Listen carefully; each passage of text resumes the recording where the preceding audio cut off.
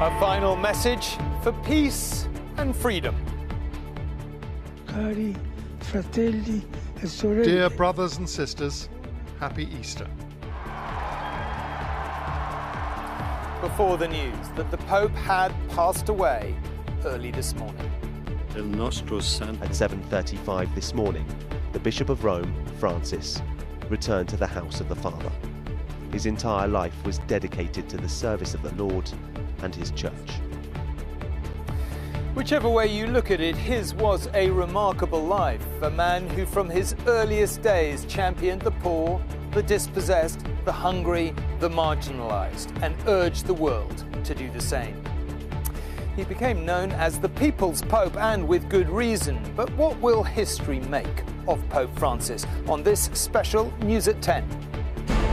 The faithful gather here in the centre of Rome tonight to pay their respects as the Catholic Church prepares to bury its leader and work out who and what comes next.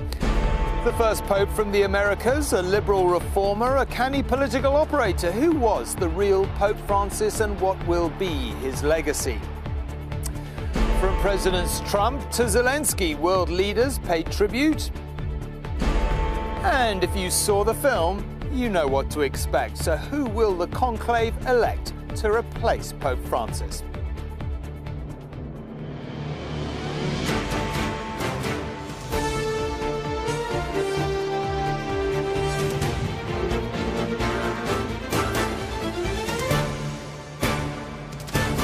This is ITV News at 10 with Tom Bradby from Rome.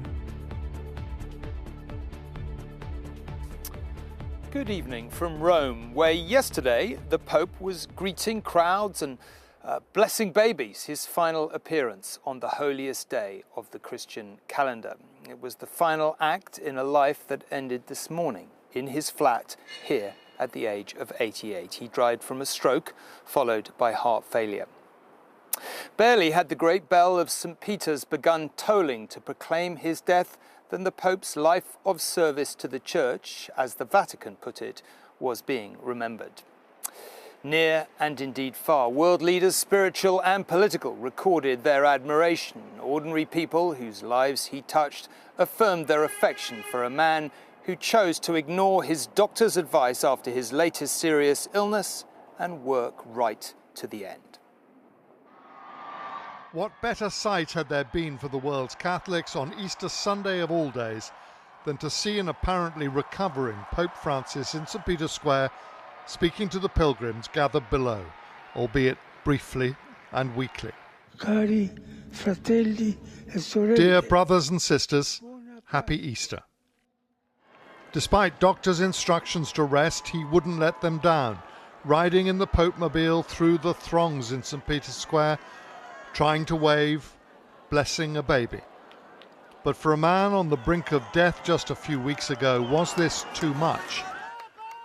Within just a few hours, the Vatican had gone from celebration into deep mourning. Con profondo dolore.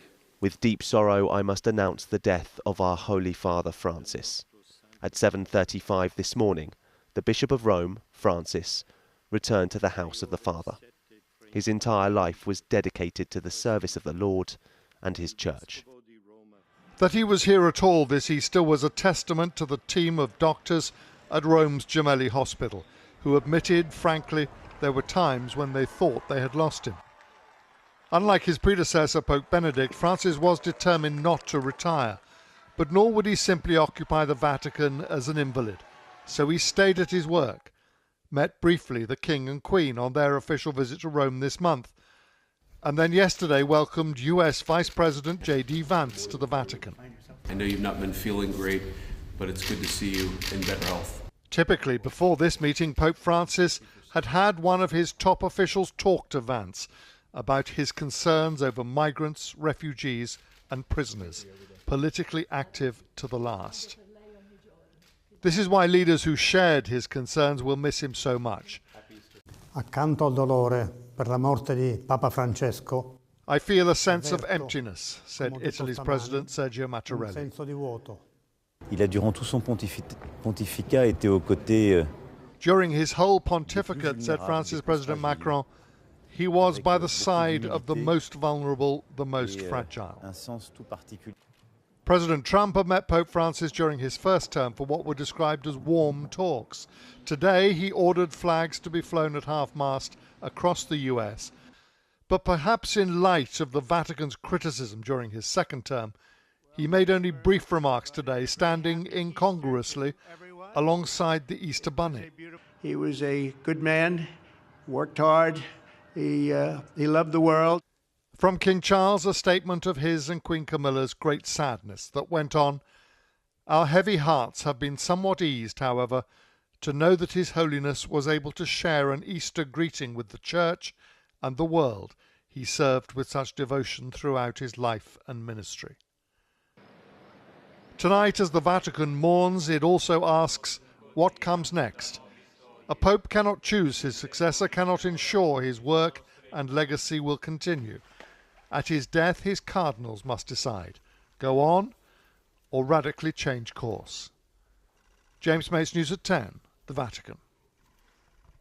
Well, as James said, there are many leaders articulated. Pope Francis will be remembered for his common touch, reaching out to the disadvantaged in our world. He championed the struggles of the poor, the homeless and refugees and avoided many of the trappings of his office. He did try to confront the stain of sexual abuse in the church, but many victims felt his apologies were not enough. The church reflected the contrasts of his own faith between the Orthodox and Reform. Julie looks back at his priesthood and papacy. As he stepped out before chanting crowds just weeks after his predecessor Pope Benedict had shocked the world by resigning, he could hardly believe it himself. From the very start, Argentinian Pope Francis signalled change. Buonasera. Rather than giving a blessing, he simply said, "Good evening."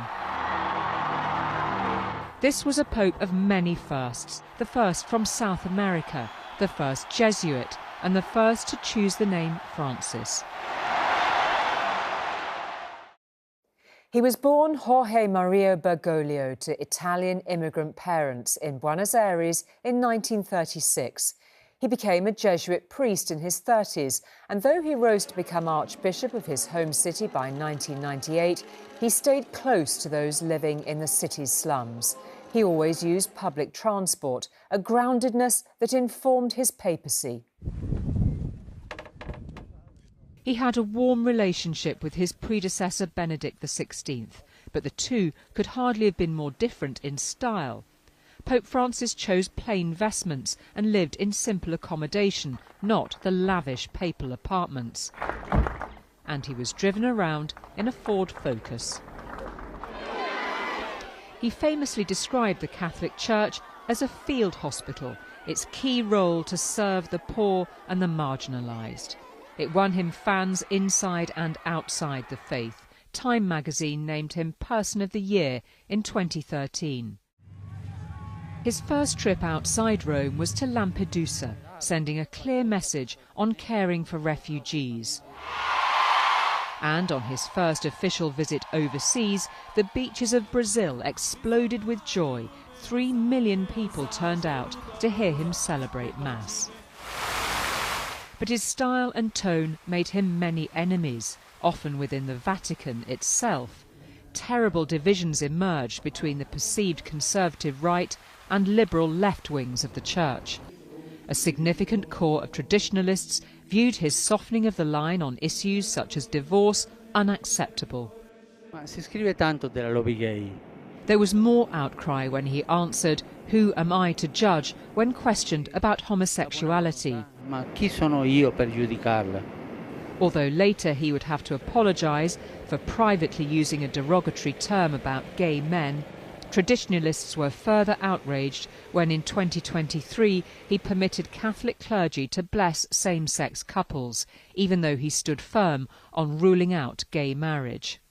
Such was the anger some cardinals, the so-called princes of the church, openly questioned him.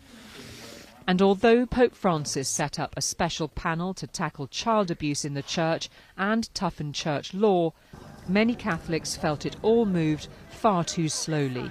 It remains a scandal which shredded the Church's reputation. But on other matters, he provided global leadership. His landmark document, Laudato Si', put care for the environment at the heart of his papacy. He helped behind the scenes to restore relations between the US and Cuba. And crucially, on human trafficking, telling ITV News in 2014, it was a scar on the conscience of the world. Holy Father, what message do you have for those who carry out the crime of human trafficking, and what message do you have for the victims? Es una vergüenza. It's an absolute shame.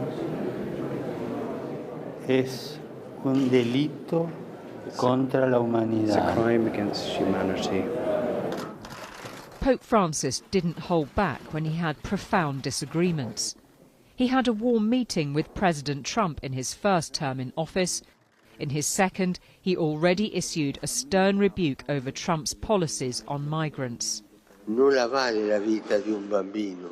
He called Israel's bombing of civilians in Gaza shameful, supporting the Christian community in the enclave with nightly calls on his mobile phone.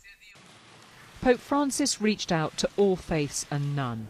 There were visits to Jerusalem, to Turkey, and an especially warm relationship with the former Archbishop of Canterbury, Justin Welby. Their friendship cemented on a joint peace mission to South Sudan. In later years, in declining health, he began using a wheelchair. It was in this frailer state that this papacy marked another historic moment, when Pope Francis presided over his predecessor's funeral, the two men forever linked by the Catholic Church's highest office, and a moment when Pope Francis will have contemplated his own mortality. In the end, Francis was a humble man who lived simply, but who engaged with the world's most complex challenges. His conservative enemies will be keen to change course with his successor. The conclave to elect the next pope may well be turbulent. But for those who loved him, Francis helped restore the image of the Catholic Church as being at its best when closest to the poor, rejected and marginalised, the splendour of Vatican City as Field Hospital HQ. Joining me now, I'm very pleased to say, is Father Stephen Wang, rector of the Venerable English College here in Rome that has been training men for the English priesthood ever since the days of the Reformation, when of course it was one of the most dangerous pastimes in the world, being a Catholic priest in England, but fascinating history. Sadly, we don't have time to discuss. Can I just focus in to begin with on what you think Pope Francis's legacy truly will be? Well, he's made a huge impression on the Church in these 12 years, and he's going to be sorely missed, above all because he's a spiritual father as well as a leader. And I think the key to his legacy is his desire to reach out to others. And you see that in the political sphere, in the spiritual sphere, in the moral sphere. He was always wanting to go beyond the boundaries of the Church, not get trapped in the institution, but to say the Church is meant to be a home for everyone and no one is to be excluded. And that's what marked, I think, all of his different policies and his practices. I feel like at this particular point in world politics, that kind of voice is going to be missed, maybe more than it would have been 10 years ago or 20 years ago, just because that's not the voices we hear amongst world leaders, is it? I think we need it more than ever. There's so much factionalism, there's so many silos, and Pope Francis, he really pushed this slightly jargony word of synodality, meaning we need to really walk together, listen to one another, not just so that we can work out how to win the argument, but so we can see what others are thinking and feeling and try and build a consensus around that. So we need that more than ever. Some people would say he sounded like a reformer, but he didn't actually do that much. That's a criticism that at least some liberals would have of him. I think he was a pope, simply. And his role as pope is to hold together the unity of the Catholic faith and to speak about Jesus Christ and to help others to know that the Church is for them and not just for those who are already inside.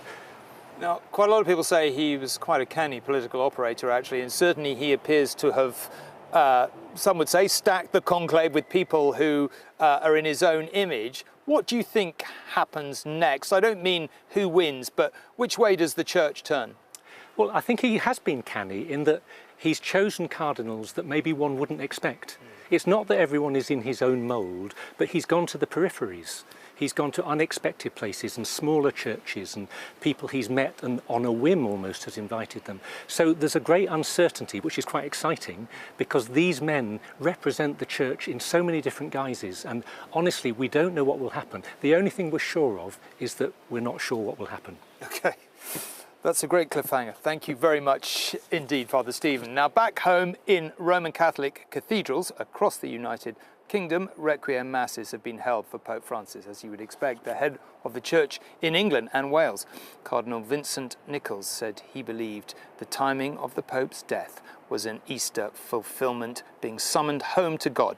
The conclave to elect a successor will be the Cardinal's first. He told us he'll rely on the guidance of God to make his choice.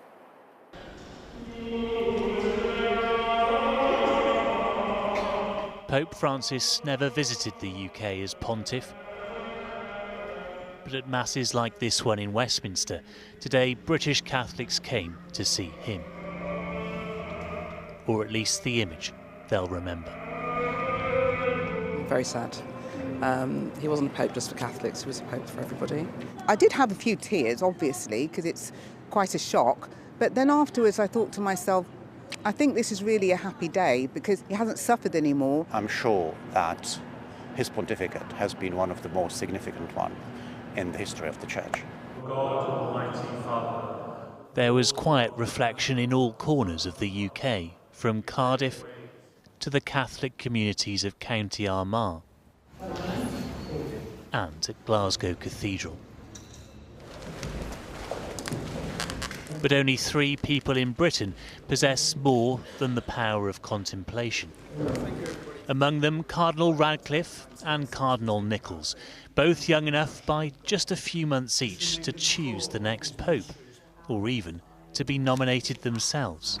Would either of you wish to become pope yourself? Would you may well consider? Too much for you, not me. I believe the Holy Spirit is far too wise, even to think of me for the shortest moment. Too old, not capable. There's only ever been one English pontiff. A surprise second is not anticipated, after today's shock of losing Pope Francis. Because after the Holy Father's appearances yesterday, this was not expected, certainly not by me. He wanted to wish us all a happy Easter, and I think that's what he's got, actually. He's got an Easter fulfillment in being summoned home to the presence of God. Naturally, people have begun to talk about what comes next. How will his legacy be preserved? Would you worry about somebody wanting to reverse that? Because there may be candidates who argue for that. I think there are, because certain cardinals have expressed those opinions. Personally, I think what motivates the human heart is sometimes solid traditional practice, good habits, but they're not incompatible with this profound compassion, sense of the mercy of God that the Pope Francis has made his priority. You haven't attended a conclave before. No.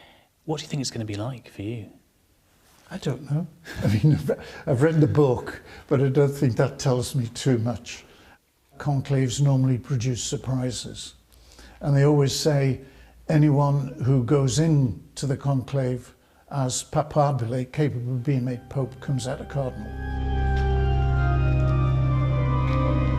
One will leave a pontiff, but for tonight, the departing thoughts at British cathedrals are for Pope Francis. Paul Brandt, News at 10. Well, as we've heard, the Pope saw it as his mission to support Roman Catholics and the world's oppressed far beyond the cloistered confines of the Vatican behind me. And so he has been remembered just as fervently in the 4 corners of Catholicism as he has here, not least in Argentina, the place of his birth and where his beliefs were shaped. In the city which Jorge Mario Bergoglio once called home, Argentinians remembered the man who rose from Jesuit priest to pontiff. The house where he lived, now a focus for mourning. His work among the poor of Buenos Aires amid the military's brutal repression of the 1970s, never forgotten. Una persona muy importante.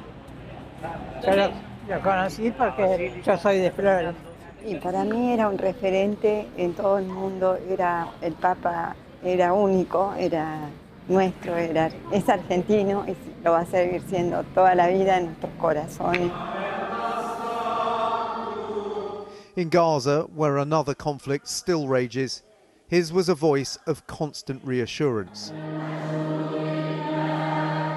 He called the small Catholic community here every night since the start of the war. The last call was the last Saturday, 2 days ago. And yesterday from the St. Peter Church and the Vatican, he asked another time for the end of this war. Throughout Europe, the bells of the great cathedrals tolled, from Vienna to Paris. Notre Dame's newly restored interior hosting a special mass in his memory. Celui-ci, il est marqué par sa différence de ton, par son style hyper libre, par ses voyages prophétiques, par ses paroles pas trop diplomatiques. And across the United States, Americans were reflecting on the legacy of a man who chose to be buried among the less fortunate. It really struck me how much people were talking about his care for the marginalized members of the church and members of the world and the Christian community in particular who are forgotten in a lot of ways. But it will be in his home city of Buenos Aires that his loss will be acutely felt. The world's first non-European pope for more than a millennium, who never forgot his roots. Dan Rivers, News at 10, Washington. Now, the events of the next few days here are dictated by long-established convention. After his lying in state, the Pope's funeral must take place between the 4th and the 6th day after the death. After the funeral, there are 9 days of official mourning. The meeting to choose his successor therefore begins between 15 and 20 days after the Pope's death. The conclave, as it is called, is made up of cardinals from around the world who are under the age of 80, thought to number around 135. The only clue that the election is proceeding is the smoke that emerges from the Vatican after each vote from burning the cardinals' ballot papers. So the black smoke means they haven't made a decision yet. White smoke means a new pope has been chosen. This exclusive election can be unpredictable, but early names in the frame include Cardinal Mario Grech from Malta. The 67-year-old is considered a moderate voice within the church. Cardinal Wim Eijk, a 71-year-old Dutch former doctor, is believed to be the main conservative contender. The 72-year-old Hungarian Cardinal Peter Erdo opposes divorce and has spoken out against mass migration. Cardinal Luis Antonio Targale from the Philippines, a 67-year-old, he's criticized the church's traditional view on divorce and same-sex relationships. Italian Cardinal Zuppi, 69, is a supporter of LGBTQ+ issues in the church and is known to have been a favorite of Pope Francis. Last year, he asked him to carry out a mission to bring peace in the Russia-Ukraine war. And Ghanaian church leader Peter Turkson, who's 76. He was a contender that time too. He'd be the first black pope of modern times. A prayer service was held in St. Peter's Square this evening for the Pope. People who have travelled from across Italy, Europe and indeed the world for Easter and should have been on their way home by now. But they stayed to say their goodbyes. Sejal was with them and joins me now. Sejal, you've been talking to people. What's the atmosphere there tonight? Tom, St. Peter's Square is quiet tonight, but all around me there are thousands of people that still remain here. Some you may be able to hear are singing softly, others are holding candles in quiet reflection, and they've come here from across the globe, many to remember a much-loved Pope and to grieve for him, others to be part of a significant moment in history. Many prayers have been said, some in silence, some in song. And the atmosphere has been sombre and it has been solemn. But tonight, people still remain here to remember and to grieve for the Pope.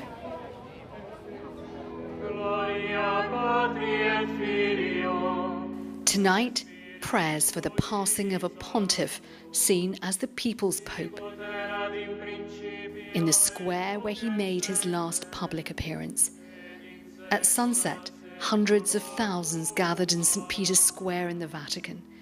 People from countries across the world, coming together to pray, to mourn, and to pay their respects. Among them Dad Dennis and his daughter, who arrived from Philadelphia in the US this morning to news of the Pope's death. It had been a special trip to celebrate her receiving Holy Communion this year. It is a very bittersweet trip now, with this being the last day here before we depart back to the States. But at least we can be here with everyone to remember him and to mourn with everyone here. As night fell, crowds remained.